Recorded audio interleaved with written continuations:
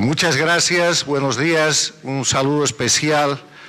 al gran patrocinador de este importante foro de alcance regional y mundial, don Mario Vargas Llosa, y toda la gente ilustre que nos acompaña hoy día. Este panel se denomina Experiencias Presidenciales en la Consolidación de la Democracia y me han encomendado hacer una introducción. Para introducir las experiencias presidenciales en la consolidación de la democracia del siglo XXI, hay que entender lo que está pasando en las Américas en el siglo XXI y me voy a tomar unos minutos para recordárselo. Cuando cae el muro de Berlín y desaparece la Unión Soviética, derrotado el comunismo, se proclama el triunfo del capitalismo 90-91 y llegamos a creer inclusive de la mano de Fukuyama en el final de la historia. Se desarrolla la década del último siglo pasado, la década de los 90, que se conoce como la época tranquila, la década neoliberal, cuando opinan del otro lado, que es en verdad una década importante para la democracia en la que las Américas tenían una sola dictadura, la de Cuba, que agonizaba en su periodo especial y que los líderes americanos calculaban que se iba a extinguir por sí misma y que no iba a llegar al siglo XXI, y que el siglo XXI iba a ser el siglo de la democracia completa en las Américas, y en ese sentido se empezó a inspirar lo que después sería, y es la Carta Democrática Interamericana firmada en Lima el 11 de septiembre del año 2001.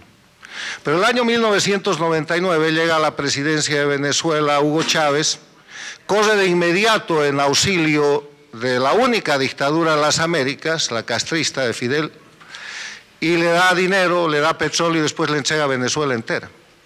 Entonces se empieza a producir, con el nacimiento del siglo XXI, un proceso que al principio era muy en la sombra,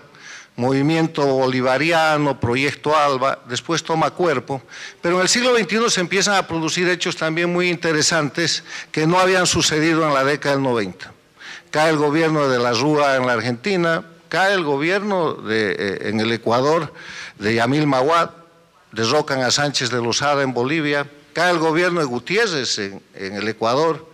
y derrocan al secretario general de la OEA, el expresidente de Costa Rica, Miguel Ángel Rodríguez, que era el secretario general de la Organización de Estados Americanos. Lo acusan de un caso de corrupción falso y obligan a su renuncia, y ahí se abre el espacio en el que llegaría después Insulza a la Secretaría General de los 10 años de desconocimiento de los principios de la democracia. Esto coincide con el 9/11 del 2001, el mismo día que se firma la Carta Democrática Interamericana, se produce el brutal ataque terrorista contra los Estados Unidos y después de eso la política exterior de Estados Unidos abandona América Latina. Se van a la guerra contra el terrorismo, que son 2 o 3 o más guerras físicas, y se genera el momento especial, la tormenta perfecta, complementada con la subida de los precios del petróleo y de los commodities, que le da a Chávez todo el dinero posible para apropiarse de América Latina, y en la primera década del siglo XXI termina bajo el control y el dominio de lo que hoy día se llama, o que ellos quisieron o llaman, socialismo del siglo XXI, también denominado castrochavismo. El castrochavismo no es otra cosa que el castrismo del siglo XX, ayornado en el siglo XXI, con el dinero de Chávez, con Venezuela, con su expansión, creando dictaduras en Venezuela, en Bolivia, en el Ecuador con Correa, en Nicaragua, y creando gobiernos paradictatoriales en países con democracia como la Argentina, México y hoy día el Perú, donde los presidentes y los gobiernos responden a ese sistema dictatorial transnacional, aunque los países siguen siendo democracia. Fernández Kirchner en la Argentina, miren su política exterior y su política interna, López Obrador en México y ahora el presidente Castillo en el Perú. Ese es el escenario en el cual hay que analizar, en mi criterio, las experiencias presidenciales en la consolidación de la democracia, porque el eje de confrontación en el siglo XXI no es un eje de confrontación ideológico, no es un eje de confrontación programático. Yo personalmente no reconozco que nos lleven a hablar de derechas e izquierdas. El eje de confrontación es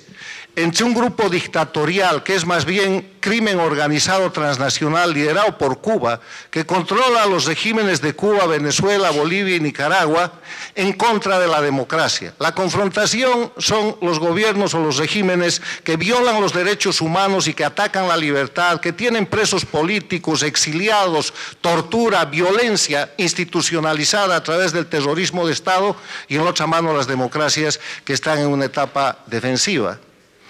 Ayer, al inaugurar su foro, el presidente de los Estados Unidos dijo que llamaba a las democracias a defenderse contra el autoritarismo.